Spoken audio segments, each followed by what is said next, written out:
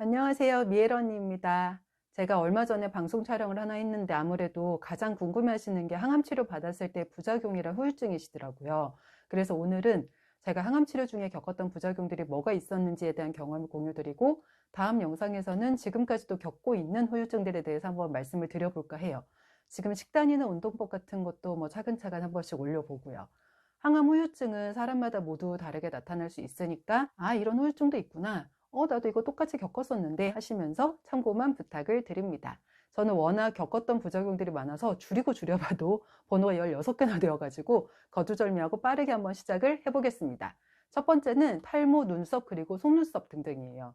요즘에 머리가 안 빠지는 항암제도 많은데 저는 소포성 림포종 4기에 암세포가 골수까지 침범된 데다가 원래 소포성은 암세포가 좀 천천히 퍼지거든요. 근데 저는 중간에 갑자기 공격형으로 바뀌어서 당장 입원해서 치료하지 않으면 죽는다고 교수님이 그러셨을 정도라 항암제도 제일 독하다는 알차블 에서 머리카락을 잃을 건 알고 시작을 했지만 그래도 한 두세 번은 하고 머리가 빠질 줄 알았거든요. 근데 1차 항암이 끝나자마자 이렇게 막 숭덩숭덩 빠질 거라고는 진짜 생각도 못 했었어요. 이게 그 첫날 찍었던 사진인데 엄마 집에서 버려도 되는 빗 중에서 제일 성긴 빗으로 빗었는데도 한 번에 저만큼씩 머리가 빠지는데 말은 못했지만 알면서도 겪는 그 마음의 충격, 마음의 상처 그런 게 정말 컸었어요. 거기다 이 머리도 한 번 빠지면 끝일 줄 알았는데 저는 저 알차볼 8차까지 했잖아요. 보통 4차나 6차면 끝났는데 저는 워낙 이제 상태가 안 좋아서 교수님이 8차까지 해야만 한다고 하셔서 남들보다 최소 2번 이상 항암을 더 했어가지고 5차 항암인가? 그때 이렇게 머리카락이 살살살 이렇게 올라오는가 싶어서 잠깐 기뻐했었다가 6차 항암 딱 하니까 그때 또 다시 빠져서 그 짧은 밤송이 같은 머리카락이 진짜 뭐가 빠질 게 있다고 거기서 또 빠지던지 진짜. 근데 장점은 하나 있었어요. 샴푸가 간편하다는 거. 그때는 온몸이 다 예민했던 시기여서 베이비용 샴푸 바스 그 일체형 그걸 썼어가지고 샤워할 때 좀 편했다는 거 말고는 좋은 기억은 별로 없네요. 그리고 이제 더 충격이었던 건 이게 머리카락이 끝이 아니더라고요. 보통 항암을 하면 머리카락이 빠진다고만 알고 있지 다른 부분은 생각을 못 하잖아요. 근데 눈썹이랑 속눈썹, 겨드랑이, 뭐 팔다리에 난 털까지 온몸에 털이란 털은 다 빠져요. 사실 다른 데는 빠진다고 해서 별달리 불편한 게 없거든요. 눈썹도 뭐 제 얼굴의 못생김을 좀 더 업그레이드 시킬 뿐 그렇다고 해서 크게 문제가 되진 않아요. 문제는 속눈썹이에요. 눈동자에 이물질이 들어가는 걸 속눈썹이 이렇게 보호를 해줘야 되는데 이게 다 빠져버렸잖아요. 진짜 하루 종일 옵니다. 손수건을 매일 몇 개씩 들고 다녀야 되고 실내에 있으면 건조해서 일부러 자꾸 이제 하품을 해대니까 울고 밖으로 나가면 바람이 불기만 해도 눈물이 나니까 막 울고 진짜 매일 심파를 찍어요. 얼굴에서 손수건을 뗄 수가 없습니다. 두 번째는 구토, 소화불량, 그리고 속 울렁거림 그런 것들이에요. 이거 진짜 할 말 많죠. 저는 항암제를 맞았다고 해서 매번 구토를 하진 않았어요. 대신 그 울렁거림이랑 소화불량이 굉장히 심했었는데 진짜 심한 입덧 같은 느낌이었다고 하면 임신을 해보신 여자분들이나 아내분이 입덧이 심하셨던 그런 남편분들은 한 번은 딱 이해를 하시더라고요. 물비린내 때문에 울렁거려가지고 생수는 일단 거의 못 마셨고 차수가 이렇게 더해갈수록 고기가 안 넘어가요. 그 당시에 제 유일한 구원이 양고기하고 오리백숙이었어요. 튀김 같은 거는 이제 막 기름 냄새가 토할 것 같고 특히 고등어 같은 거 그런 생선 진짜 죽을 것 같은 거 냄새가 너무 힘들어가지고 근데 또 양고기 향신료는 괜찮은 거 있죠. 그러면서도 순댓국집이나 일본 라면집 이런 데는 또 냄새 때문에 못 가고 거기다가 또 가끔씩 미친 듯이 허기가 지는 그런 날이 있잖아요. 저도 치료 때 그랬거든요.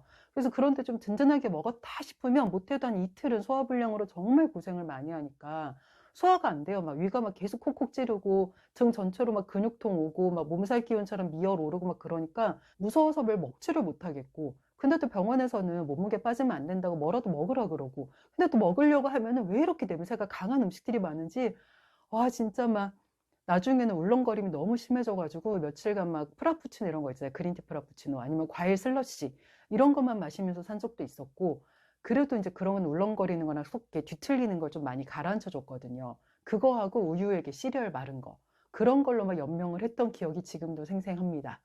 우유도 이게 비린내 때문에 흰 우유는 쳐다도 못 보고 맨날 이게 멸균 바나나 우유 이런 것만 마시고 그랬는데 그래도 시리얼이 다니까 시리얼에 부은 우유는 좀 먹히더라고요. 그때 저를 살린 건 진짜 배, 토마토, 밤, 슬러시랑 프라푸치노, 시리얼, 바나나 우유, 호박죽, 김, 누룽지, 오리백수, 양꼬치 이런 애들이었어요.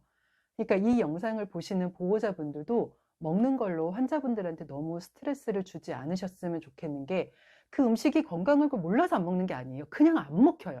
토할 것 같고 죽을 것 같으니까 못 먹는 거예요. 그러니까 내 마음이 환자 마음보다 앞서면 안 됩니다. 나는 그냥 서포트를 해줄 뿐이지 내가 이 치료 과정을 이끌고 가겠다는 그런 사명감 같은 걸 내려놓으셔야 긴 치료 기간을 서로 불편함 없이 보내실 수가 있어요. 먹는 걸로 치료가 됐으면 병원이 제일 먼저 그걸 치료 과정에 반영을 했을 거예요. 그러니까 몸무게가 빠지지 않게 챙겨주시는 거, 환자가 먹고 싶다는 걸 챙겨주겠다 정도의 마음, 그만큼이 서로한테 딱 좋은 마음의 거리인 것 같아요. 세 번째는 맛 감각의 변화입니다. 어렵게 적었지만 간단하게 말하면 입맛이 변해버렸어요. 그냥 변한 정도가 아니라 암에 걸리기 이전이랑 비교했을 때 진짜 조금도 종잡을 수가 없게 변해버렸어요. 울렁거림이나 소화불량이 너무 심하니까 일단 못 먹는 음식이 많아졌고, 제대로 넘길 수 없는 음식도 많아졌고, 전에는 별로 좋아하지도 않았던 음식이 이제는 막 또 잘 먹히고. 그러니까 예를 들어서 암에 걸리기 이전에 저는 미역줄기는 진짜 불호 음식 중에 하나였거든요. 근데 항암 중에 제일 잘 먹은 반찬 중에 하나가 미역줄기를 식초에 무친 거였어요. 세상 이게 왜 이렇게 맛있는지 미역줄기하고 우엉무침만 있으면 밥을 어느 정도 먹을 수가 있었거든요. 그리고 예전에 쌀밥도 좋아했는데 이때는 쌀밥도 그 특유의 냄새 그런 것 때문에 꼭 먹어야 되는 멸균식 병원밥이 아니면 거의 누룽지하고 죽만 먹고 살았던 것 같아요. 그리고 예전에는 삼겹살도 잘 먹고 순대랑 간 이런 것도 잘 먹고 진짜 홍어랑 취두부 말고는 가리는 게 없던 사람이었거든요. 그날 땡기는 음식도 진짜 확실한 사람이었는데 항암 치료를 받고서부터는 푸드코트를 못 갔어요. 냄새 때문에 토할 것 같은 거예요. 저는 일본 여행 갔을 때에도 라멘집 이런 데 절대 못 들어갔어요. 분식집, 튀김집 다 패스. 냄새도 못 견디겠고 일단 먹히지를 않으니까 씹고 싶지도 않고 억지로 좀 먹으려고 하면 입안에서 막 그 기름기하고 음식이 막 다 따로 노니까 막 급격하게 막 위가 따끔거리기 시작하고 그래서 사람 입맛이 변해버리는 게 진짜 무서운 게 면도 안 먹혀, 기름기도 안 먹혀, 돼지고기도 안 먹혀, 생선도 안 먹혀, 소고기도 냄새나 쌀밥도 안 씹고 싶어, 뭐 찜이나 탕 같은 것도 텁텁해서 안 먹히니까 죽겠는 거예요. 배는 고픈데 땡기는 게 없어요. 저는 그렇게 다 잘 먹던 음식들이었는데 세상에서 제일 깨짝대는 사람이 되어버리는 뭐 그런 기분? 그래서 그런 걸로 자존감이 되게 하락을 하더라고요. 내가 왜 이러지? 내가 뭔가 잘못돼 가나? 평생 이러면 어떡하지? 그런 불안감도 진짜 심했었어요. 네 번째는 장기 염증으로 인한 고열입니다. 내가 보기에는 몸이 찬 것 같은데 병원에서 막 난리가 날 때가 있거든요. 열이 막 갑자기 급격하게 막 38도 왔다 갔다 올라갈 때 막 그래요. 열이 너무 오르면 내 스스로는 몸이 차다고 느껴진다는 것도 저는 항암을 하다가 처음 알았어요. 저는 그 정도까지 아파본 적이 없었거든요.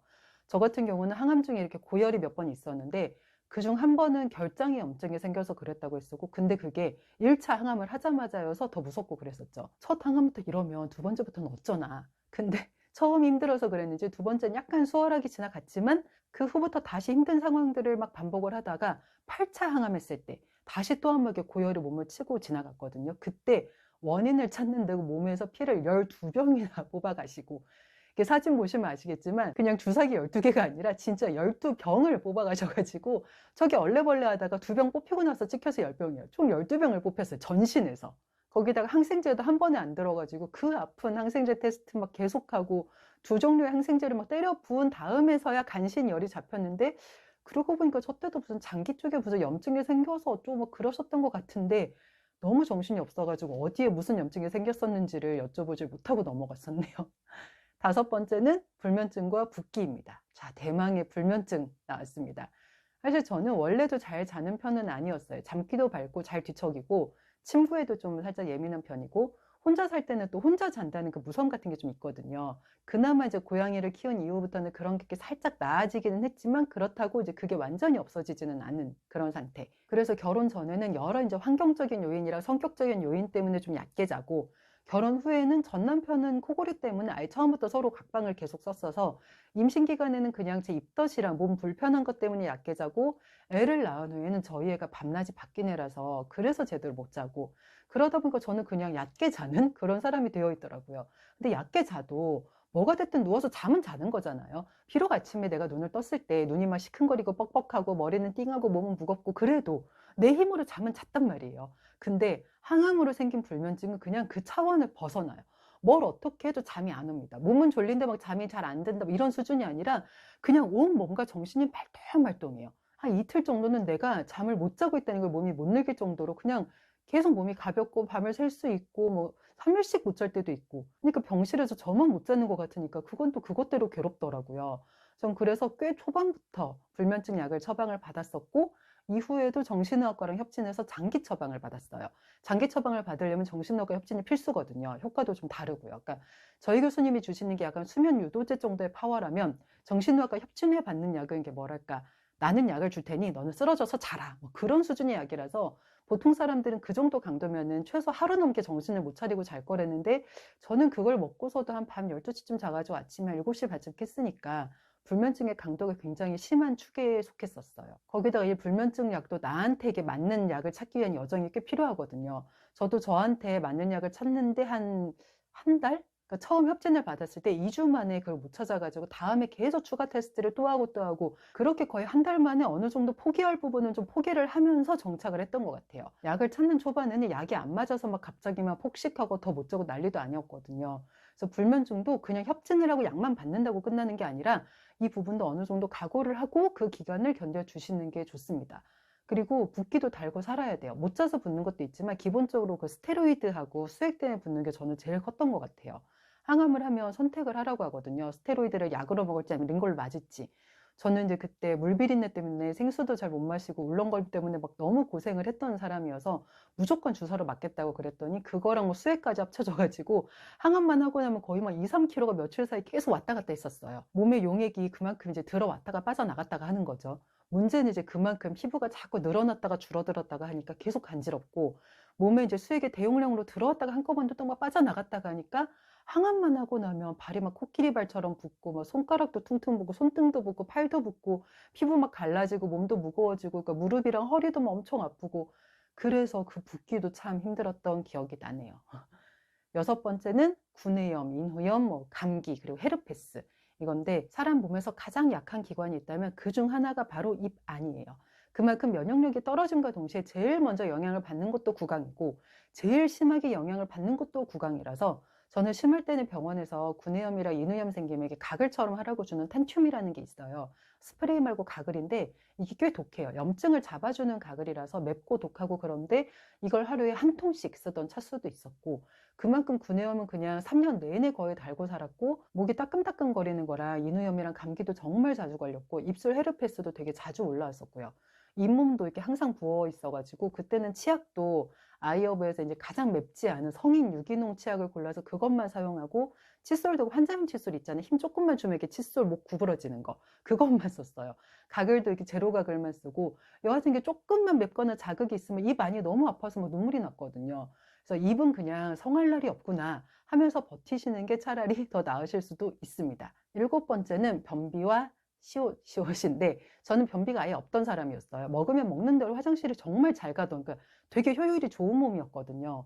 근데 와, 진짜 항암을 시작하고서부터 이 두 개가 번갈아 가면서 시작이 막 되는데, 더 심했던 건 아무래도 변비였고, 그때 초반에 이제 도움이 제일 많이 됐던 건 토마토랑 내 사랑 오리백숙. 그리고 나중에 정말 심해져서 병원 변비약을 막 두세 종류씩 몸속에 막 쟁여놓고 그래도 도저히 해결이 안 됐을 때, 그때 제일 도움이 많이 됐던 게 대장사랑이었어요. 내돈내산입니다. 광고 아니에요. 저도 그때 다른 환우분한테 이제 추천을 받았던 건데, 솔직히 금액이 막 저렴하진 않아요. 근데 그 정도 되면 돈이 문제가 아니라 내보내는 게 문제라, 뭐가 되게 지푸라기라도 잡고 싶은 심정으로 주문을 해봤던 건데, 와, 진짜 돈으로 되는 게 있으면 돈을 써야 되는 거였습니다. 무엇보다 아프지가 않아요. 그때쯤 되면 사실 수치심이고 뭐고 다 사라지거든요. 내가 사는 게 먼저니까. 근데 내 자존감을 좀 지켜주면서 성분도 괜찮고 환자가 먹어도 되는 거라, 저는 그 당시에 박스로 뭐 쟁여놓고 먹었어요. 처음에는 돈이 아까워도 일단은 내가 살아야 되니까 나올 때까지 하루에 막 서너 포씩 먹고 그랬는데, 어느 정도 되니까 하루에 막 한두 포 정도만 먹어도 되기는 하더라고요. 그러니까 이게 한 포만 먹고 난 효과 없나 봐 하면 안 됩니다. 저희는 일반 사람이랑 달라가지고 처음부터 몸에게 좀 들이밀어줘야 돼요. 그리고 이렇게 시옷은 병원 약으로 잡혀요. 그래도 이제 진짜 힘 빠지고 어지럽고 배 아프고 힘들고 이제 그러긴 하지만, 그래도 병원 약으로 생각보다 빠르게 잡혀요. 제일 힘들었던 건 어떤 차수에 이제 뭐가 올지 모른다는 거라서 둘 다 대비를 하고 있어야 하는 거랑, 저는 여자고 이제 남자가 보통 담당이잖아요. 제 교수님도 남자였고, 뭐 담당이가 여자라고 해서 꼭 공감대가 잘 맞는다거나 뭐 더 다정하다는 보장은 절대 없지만, 그래도 남자보단 여자한테 말하는 게 좀 덜 수치스럽잖아요. 근데 저는 이제 담당 교수님이 남자인데다가 저보다 몇 살밖에 안 많은 제 또래여서 그게 더 되게 수치스러웠어요. 힘드니까 일단 말은 하지만 이불킥을 날리고 싶은 그런 기분. 간호사 선생님들이 오셔가지고 달래주고 그러긴 하셨지만 그걸로 이게 그렇게 크게 내적 평화가 오지는 않으니까 미리 마음의 준비를 해두시기를 바랍니다. 여덟 번째는 칸디다 염증이랑 부정출혈인데 남성분들은 모르시겠지만 여성분들은 아마 피해 가실 수 없으실 수도 있어요.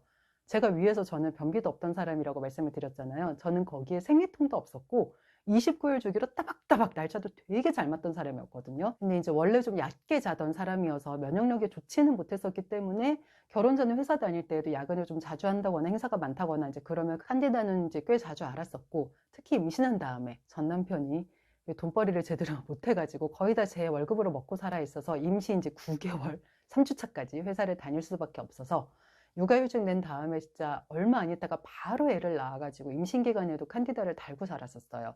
피로 누적이랑 면역력 저하가 아마 제일 컸을 것 같아요. 그 면역력 저하를 항암 때도 겪으니까 항암 때는 거의 뭐 그냥 친구였죠.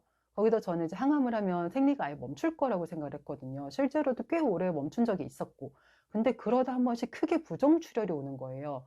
기관이나 뭐 이렇게 여러 부분에서 하혈이라고 하기엔 좀 그렇고, 그렇다고 생리라고 하기에도 좀 그렇고, 그런 걸 이렇게 부정출혈이라고 산부인과 협진대 교수님이 그러시더라고요. 심할 때는 거의 한 달 가까이 한 적도 있었는데, 역시 대학병원은 이게 더 심한 사람이 많아서 그런지 한 달로는 죽을 병 아니니까 걱정 말라고, 한 두 달 내내 하면 그때는 문제가 맞으니까 그땐 치료를 해야 된대요. 한 달로는 아니니까 오지 말래요. 근데 부정출혈은 심하면 언제든지 교수님한테 말씀드려가지고 산부인과 협진을 받을 수가 있고, 칸디다는 뭐 바로바로 연고랑 약 처방을 받으면 되니까 최대한 참지 말고 바로 이야기를 하시는 게 제일 중요합니다. 병원 가서 뭐 좋은 게 뭐가 있겠어. 약으로 되는 건 약으로 잡자. 그게 항암 치료 전에 먹어야 할 마음 중에 가장 중요한 마음가짐입니다. 아홉 번째는 손발톱 이상 증세예요. 저는 이제 그 독한 알차을 8차까지 하고 나중에 리툭심밥 유지 치료도 2년을 받았지만 정말 운이 좋은 게 손발톱이 이제 까맣게 변색돼서 죽는다든지 아니면 이게 약해져서 빠져버린다든지 뭐 그런 정도까지는 안 갔었거든요. 근데 그런 분들도 계시더라고요. 대신 저는 손발톱에 이렇게 까만 반점이 생긴다던가 뭐 하얀 가로줄이 생기거나 막 그래서 그게 되게 신경이 쓰였었는데, 그래도 다행인 건 이렇게 뭐가 자꾸 생겨도 손발톱은 조금씩 계속 자라니까 자를 때마다 깎아주면 조금씩 조금씩 없어지고 없어지고 그러더라고요. 근데 그때는 이제 모든 게 다 불안했을 시기여가지고 이게 어떤 전조 증상이면 어떡하지? 혹시 내가 놓치는 부분을 막 손발톱이 먼저 알려주는 건 어떡하지? 막 그런 걱정도 되게 많이 들었었는데, 의료진한테 상의를 했을 때 의료진이 좀 대수롭지 않게 넘어가는 그런 부분들은 실제로도 별일 없이 넘어가니까 이 정도는 그냥 크게 걱정하지 않으셔도 되실 것 같지만, 혹시나 저랑 같은 걱정을 하고 계시는 분들이 계실까 봐서 이 부분도 함께 넣어봤습니다.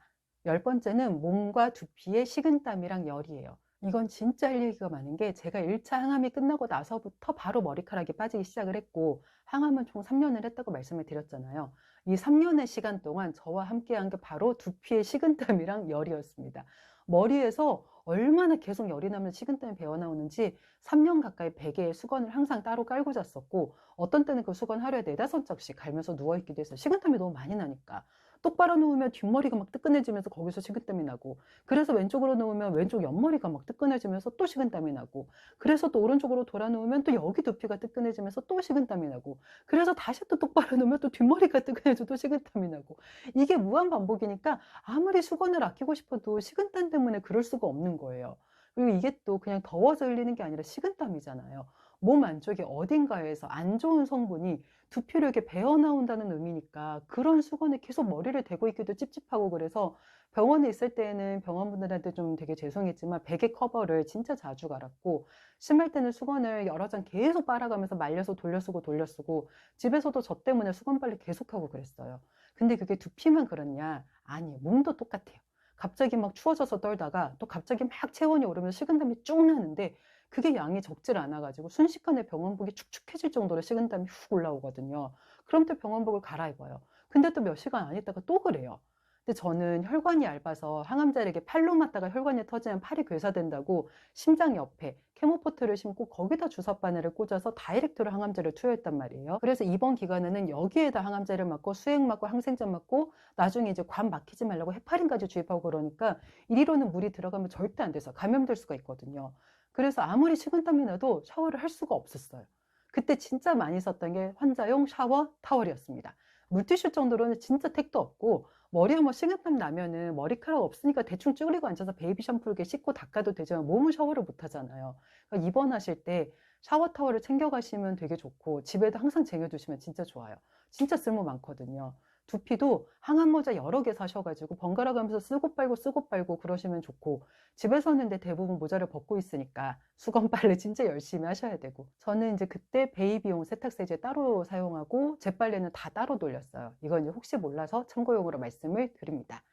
11번째는 심한 피부 건조와 트러블이에요. 지금까지 이게 쭉 듣기만 하셔도 항암을 하면 몸이 남아나지 않을 것 같다는 게 막 느껴지시잖아요. 스테로이드제랑 수액을 막 항암제랑 같이 들이부으면 몸이 일단 막 코끼리처럼 붓지, 피부도 자꾸 건조해지면서 여기저기 막 튼살 생기고 갈라지고 난리가 나는데, 그러다 또 어떤 날은 식은땀도 엄청나게 나면서 여기저기 이유 없이 막 간질 아토피 막 올라오는 것 같은. 그러니까 보습을 진짜 잘해줘야 돼요. 저 같은 경우는 아이허브에서 그 베이비 샴푸 바스 일체형을 살 때 아예 베이비 바디로션, 베이비 베이스 크림, 베이비 바디 오일까지 다 세트로 사가지고 진짜 말 그대로 처발처발을 했어요. 그렇게 바르고 또 발라도 속은 계속 건조하니까 미치겠거든요. 그러니까 아무리 발라대도 속 건조는 안 잡히지. 밤에 바르고 자도 아침 되면 몸은 막 건선 생긴 것처럼 하얗게 터가지고 갈라져 있지. 슈퍼 드라이용으로 사도 로션이고 오일이고 바르면 바르는 쪽쪽 몸은 막 흡수하고 또 바로 건조해지고 이러니까 하루 종일 덧바르고 또 덧바르고 그걸 무한반복했던 것 같아요. 거기다가 얼굴은 또 몸 피부하고 따로 놀아가지고 자꾸 뭐가 올라와요. 저는 10대 때에도 여드름 같은 거 없이 넘어간 사람이었는데 항암하면서 얼굴이 자꾸자꾸 뒤집히니까 그것도 너무 힘들었거든요. 온 얼굴에 막 여드름이랑 뾰루지 같은 게 막 뒤덮이고, 어떤 때에는 피부 아무것도 없는데 계속 간지럽고, 근데 이미 이제 모든 걸 베이비용으로 다 사용을 하고 있는데도 이러니까 뭘 더 바꾸지도 못하겠고 해결은 안 되고. 그리고 이 속건조가 또 진짜 오래 가서 항암이 끝났다고 해서 절대 바로 안 없어지더라고요. 그래서 봄, 여름, 가을, 겨울 할 거 없이 집에 오일이랑 바디로션 슈퍼 드라이용으로 꼭 구비를 해 두셔야 합니다. 12번째는 안구 건조, 눈가 떨림, 그리고 시력 저하예요. 일단 시력 먼저 말씀을 드리자면, 저는 20살인가 21살 때 라식을 하고 그때 병원 말을 굉장히 잘 들어서 양쪽 시력이 마이너스 4에서 각각 1.0, 1.2가 되었거든요. 그리고 20년 가까이 그 시력을 계속 유지하면서 잘 살아왔어요. 근데 항암을 하고 이 시력이 각각 0.2씩 떨어졌습니다. 항암이 시력도 떨어뜨릴 줄은 진짜 상상도 못했는데, 어느 순간부터 물체가 막 번져 보이고 뿌옇게 보이고 막 약간 흐리게 보이고 눈 뻑뻑하고 이게 막 이상해가지고 안과 협진을 받았더니 시력이 0.8, 1.0으로 떨어졌다 그래가지고 저는 그때 진짜 충격받았거든요. 항암이 이게 제가 가진 그 모든 거를 다 빼앗아가는 그런 기분에서 헤어나올 수가 없었어요. 제 시력은 라식 이후에 1.1, 1.2가 디폴트 값인 줄 알았는데 항암 좀 했다고 0.2씩이나 떨어진다는 게 말이 되나. 사실 지금도 말이 안 된다고 생각이 드는데 그게 저한테는 벌어졌으니까. 그래서 온몸 어디든 항암제가 영향을 미치지 않고 넘어가는 부분이 거의 없다고 각오를 하고 시작을 하셔야 충격이 좀 덜 하실 거예요. 제가 시력이 저만큼 떨어졌다는 걸 안 게 사실은 안구 건조 때문이었는데, 항암 때 눈이 건조해도 너무 심하게 건조해서 많이 힘들어하니까 저희 교수님이 안과 협진을 그때 시켜주셨거든요. 근데 항암 때문에 시력이 떨어진 것도 충격이었는데, 항암 때문에 눈물샘이 파괴되어 가지고 안구 건조가 심해진 것도 그때 알았어요, 저는. 사실은 눈이 너무 뻑뻑해서 쇼그렌 증후군이 아닌가 싶어 가지고 그 검사도 같이 했거든요. 근데 여러분도 눈물샘까지 진짜 생각 못 하셨을 거예요. 저도 그랬거든요. 그냥 피부도 건조해지고 몸도 정상이 아니니까 눈도 좀 건조해지고 그러나 보다 하고 협진을 받으러 간 거였는데, 항암 때문에 눈물샘이 파괴되어서 이건 회복이 안 된다고 건조할 때 그냥 인공 눈물 넣으면서 평생 그렇게 살아야 한다고 하시더라고요. 거기다가 저는 눈가 떨림도 되게 자주 왔어서 병원에서 신경과 협진도 같이 시켜주셨을 정도였거든요. 그러니까 이것저것 마음의 준비가 정말 많이 필요한 게 항암 치료 과정인 것 같습니다.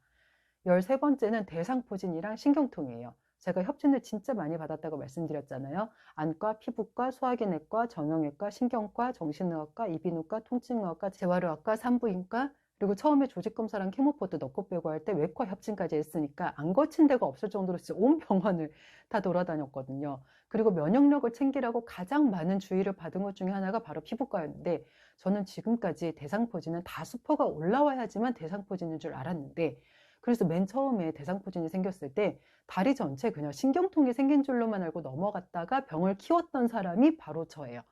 그때 제가 항암 6차 때였나 7차 때 울렁거림이 이상하게 유독 너무 심해가지고 며칠 동안 화장실도 막 거의 비틀거리면서 막 기어서 가고, 화장실 가는 게 힘드니까 이제 거의 먹지도 않고 침대에만 누워 있었던 그런 시기가 있었어요. 그래서 이제 등 근육통에 타고 내려가서 온몸이 아프다고만 생각을 하고 회신 때에도 교수님한테 이제 그 말씀을 안 드리고 넘어갔었는데, 이게 하루 이틀 만에 갑자기 통증이 확 올라오면서 왼쪽 다리에 수포가 쫙 퍼지는 거예요.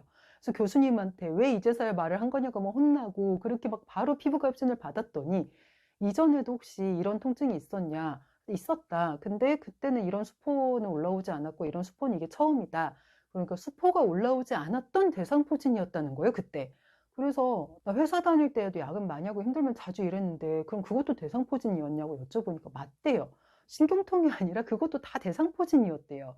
그러니까 항암하시기 전에 여러분들은 저처럼 미련하게 참지 마시고 미리미리 대상포진 예방접종 진짜 꼭 맞으시고 신경통은 신경통대로 따로 또 오거든요. 그 와중에 대상포진까지 겹치면 진짜 아파서 죽을 것 같아요. 그러니까 아프면 참지 마시고 회진 때 다 적어주고 말씀을 드리시고 약으로 잡을 수 있는 거 진짜 약으로 잡읍시다. 참지 마세요. 14번째는 근육소실, 관절통, 근육통, 그리고 다리에 쥐나는 거. 저는 일단 항암을 3년을 받았으니까 근육이 일단 내 근육이 아니었어요. 그때는 계단도 혼자 제대로 못 올라가가지고 난간에 이렇게 막 기대다시피 해서 한 칸씩 한 칸씩 막 팔 힘으로 버티면서 막 바들바들거리면서 오르락 내리락 하고 이제 그랬는데 무릎 통증, 뭐 허리 통증, 등 통증 이런 건 그냥 달고 살았고 온몸이 막 두드려 맞은 것 같은 그런 몸살 기운, 근육통 이런 것도 진짜 자주 왔었어요. 다리에 쥐나는 거는 3년 항암이 끝날 때쯤에 많이 심했기도 했고 또 많이 힘들기도 했었는데 한 20걸음 걸으면은 발바닥에 쥐가 나가지고 발가락이 이게 막 꼬여 들어가고 그럼 길 가다가 길가에 앉아가지고 발 막 쪼물떡거리면서 그걸 또 풀고 또 걷고 풀고 또 걷고 막 그랬을 정도로 심했는데 제가 이걸 왜 이렇게 서럽게 기억을 하냐면 그때가 이제 전 남편이랑 이혼 소송을 막 시작을 해야 되는 시점이라서 제가 어떻게든 체력을 끌어올리지 않으면 애를 책임지고 키워낼 수가 없었던 시기였거든요. 그래서 쥐가 나는 발을 막 주물러가면서 억지로 뭐 체력을 끌어올렸어요. 살면서 그때만큼 매일 다리에 쥐가 나는 걸 견디면서 산 적은 전에도 없었지만 앞으로도 없을 거라고 생각을 합니다. 근데 이제 다리에 쥐가 나는 거랑 별개로 허리랑 무릎도 너무 심하게 아파가지고 정형외과랑 통증 클리닉 협진도 했었거든요. 정형외과는 이제 무릎을 봐주셨고 통증 클리닉은 허리를 봐주셨는데 무릎은 이제 엑스레이 찍을 때 보면 무릎뼈 가운데 이게 주먹만한 하얀색 있잖아요. 저는 애가 밤낮이 바뀐 데다가 완전 캥거루여가지고 제 무릎에서 아예 내려놓지를 못했던 껌딱지였는데 돌 때 이제 벌써 11kg였던 애를 계속 양쪽 다리에 번갈아 가면서 눕혀놓은 채로 하루 종일 애 무게에 짓눌려 가면서 모유 수유하고 막 그렇게 살았더니 무릎뼈 이 가운데 이제 하얀 게 애한테 완전 눌려가지고 둘 다 바깥쪽으로 다 돌아가 버렸대요. 그래서 앞으로도 이게 전처럼 일자걸음을 걷는다든지 이제 그런 거 힘들 거라고. 근데 이거는 수술로 어떻게 할 수 없으니까 그냥 살아야 한다고 그러셨었고, 통증 클리닉 이제 허리 통증이 너무 심해서 갔는데 이것도 알고 보니까 척추관 협착증이었거든요. 저는 애가 3살 때 암 진단을 받았어요. 모유 수유를 1년 반을 했고, 전 남편이 이제 배가 좀 많이 나와가지고 아기띠가 잠기지를 않아서 애 안는 것도 다 제가 하고 또 저희는 유모차도 안 타겠다고 이제 맨날 칭얼거리는 애여가지고 제가 이제 계속 애랑 부대끼면서 살고 어느 정도였냐면 모유로만 3.2kg로 태어나서 100일 만에 9kg가 되었던 애여가지고 제가 그때 빈혈로 몇 번이나 혼절을 할 뻔하면서 육아를 했습니다. 근데 그 허리가 다 회복을 하기도 전에 항암제를 일단 쏟아붓고 또 항암 중에도 이제 전 남편이 사람 쓰면 돈 든다고 은연중에 계속 압박을 하니까 투병하면서도 제대로 못 쉬고 어떤 날은 아침 8시에 나가서 밤 10시까지 시티 투어 진행하고 또 어떤 날은 새벽 5시부터 일어나서 밤까지 오슬로 고래상어 투어 진행하고 또 몸을 차게 하면 안 된다고 교수님이 계속 말리는데 막 장비 메고 체험 다이빙이나 펀 다이빙 진행하고 이제 그러느라고 허리가 이제 아예 아작이 난 거죠. 그래서 그때 신경관 차단술을 2번을 받았어요. 한 번으로는 안 잡혀가지고 한 번 더 했더니 이제 그때부터 지금까지는 제발 없이 어찌저찌 잘 지내고 있으니까 아프면 참지 마시고 교수님한테 계속 협진을 요청하세요. 그러면 교수님들이 어떻게든 병명과 치료법을 찾아주시더라고요. 15번째는 수전증과 수족냉증입니다.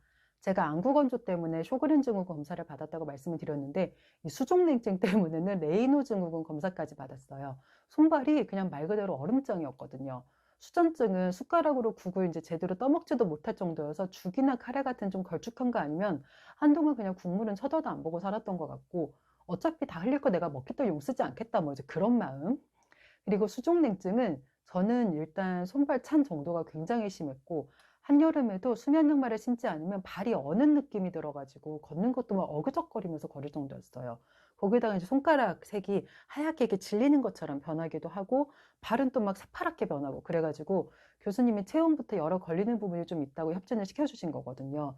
근데 검사 결과 다행히 레이너 증후군은 아니었지만 수족냉증은 진짜 오래 가가지고 항암이 끝나도 몸이랑 그 손발 체온 오르는 게 시간이 진짜 많이 걸려요. 수전증도 마찬가지고 오죽하면 제 친구들이 저한테 밥 먹을 때 팔을 겨드랑이에 이렇게 딱 붙이고 먹으면 덜 떨리니까 그렇게 해보라고 말을 해주는 친구들이 있을 정도였거든요. 컵 같은 거 잡을 때에도 이렇게 잡으면 이렇게 막 이렇게 부들부들 막 떨리니까 손에 힘도 잘 안 들어가고, 그러니까 뭐 엄청 잘 놓쳐가지고 막 떨어뜨리고 깨트리고 이런 것도 되게 많고, 그러니까 한창 심할 때에는 노트에 글씨를 쓰지를 못했어요.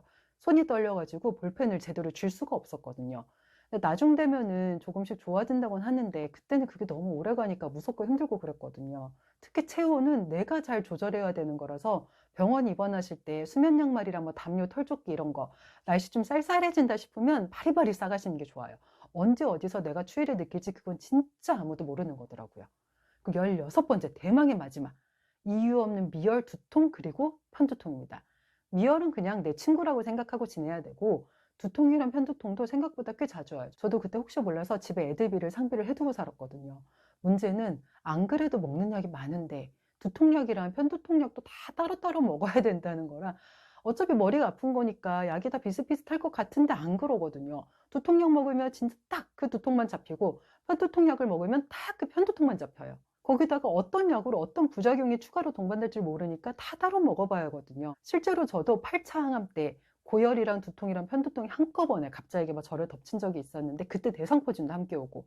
근데 대상포진 진통제는 진짜 딱 대상포진 통증에만 효과가 있고, 편두통 약은 딱 편두통에만 효과가 있는데, 그 약 하나를 얼마나 독한지, 울렁거림이 너무 심해져가지고 그거 먹으면 울렁거림 방지 수액을 맞아야 되고, 또 편두통이 잡히다가 다시 또 오면은 또 약을 먹고, 그럼 또 울렁거림 방지 수액을 또 맞아야 되고, 편두통이 잡힐 때까지 그걸 무한반복을 해야 돼요. 근데 그렇다고 해서 두통으로 잡히느냐? 아니거든요. 두통약은 또 두통약대로 따로 또 먹어야 돼요. 그래서 항암을 3년이나 하니까 나중에는 제가 먹는 약 개수를 세어보는 것도 안 하게 되고, 내가 하루에 피를 얼마나 뽑히나, 지금까지 얼마나 뽑혔을까, 뭐 그런 계산을 해보는 것도 의미가 없어서 멈췄을 정도로 엄청난 약을 먹었고, 수액으로도 맞았고, 체혈량도 굉장했고 그랬어요.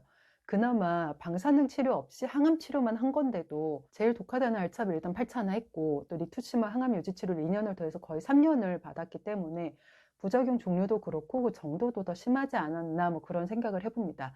그래도 이렇게 경험을 공유를 해보는 이유는, 그랬던 저도 항암 치료 끝난 지 지금 4년 차거든요. 내년 가을이 되면 5년 차예요. 이번 11월 말에 최종 검사를 하고 거기서도 발견되는 암세포가 없으면 진짜로 완치 판정을 받습니다. 슬리퍼랑 수면 양말이 없으면 집안에서도 제대로 걸음도 걷지 못하면서 살았었는데, 올여름은 에어컨을 틀었는데도 맨발로 잔 적이 더 많았어요. 물론 이불은 덮었지만 한여름에 제가 수면 양말 없이 이렇게 길게 지내본 적은 저도 올해가 처음이거든요. 시간이 진짜 이렇게 가긴 가는구나, 무언가 진짜 조금씩 좋아지는구나, 그런 생각이 들어서 길지만 제 경험을 공유해 보는 거라, 저만큼 길게 항암을 하지 않으셨으면 이보다 좀 더 수월하게 지나가실 거고, 특히 뭐 표적 항암에다 좀 더 순한 항암을 하신다면 저 같은 탈모도 오지 않고 훨씬 더 나은 투병 생활이 되실 수도 있어요. 근데 그렇다고 해서 항암 중에 진짜 절대 술이랑 담배는 몰래도 하지 마시고, 겨울에 날 추운데 운동해야 된다고 나가시는 거 제발 하지 말아 주시기를 부탁을 드립니다. 그것만 안 하셔도 폐혈증 위험이나 재발 위험, 전이 위험을 진짜 급격하게 줄일 수가 있어요. 호중구 수치가 떨어져서 멸균식 먹어야 되는 기간에도 병원에서 하지 말라는 것만 다 하지 마시고, 그것만 잘 지켜도 기본 이상의 성과를 보실 수가 있으실 거예요. 아무래도 제일 중요한 건 나를 치료해주는 의료진과 나와의 서로 그 신뢰관계가 존재를 해야 되는 거고요. 지금은 이제 당연히 여러 부작용들이 힘들고 아프고 지겹고 무섭고 그러실 거예요. 뭐 다 지나간다더라, 뭐 엄마는 위대하다더라, 그런 그 삐 소리들은 그냥 다 무시하시고요. 자기가 안 겪어봐서 그런 무심한 소리들을 하는 거예요. 그렇게 나한테 제대로 마음 하나 써주지 못하는 사람들의 소리에는 그냥 귀를 닫아버리시고, 나 하나만 생각하시면서 치료를 받아주세요. 나를 가장 다독여줘야 되는 건 바로 나 자신이니까, 내 소중한 인생과 그 시간을 쓸데없는 사람들의 말과 시선에 상처받지 마시고 그냥 묵묵하게 나만 챙겨주시면 조용히 조금씩 나아져가는 나를 만나실 수 있을 거라고 저는 생각을 합니다. 그리고 그런 여러분들을 저도 여기서 조용히 응원을 하고 싶고요. 저도 조만간 완치 판정이라는 기쁜 소식으로 영상을 업로드를 해보고 싶네요. 그때까지 저희 함께 매일 행복하거나 기쁜 일들을 하루에 하나씩이라도 찾아내 보아요. 그럼 다음 영상으로도 찾아뵙겠습니다. 안녕.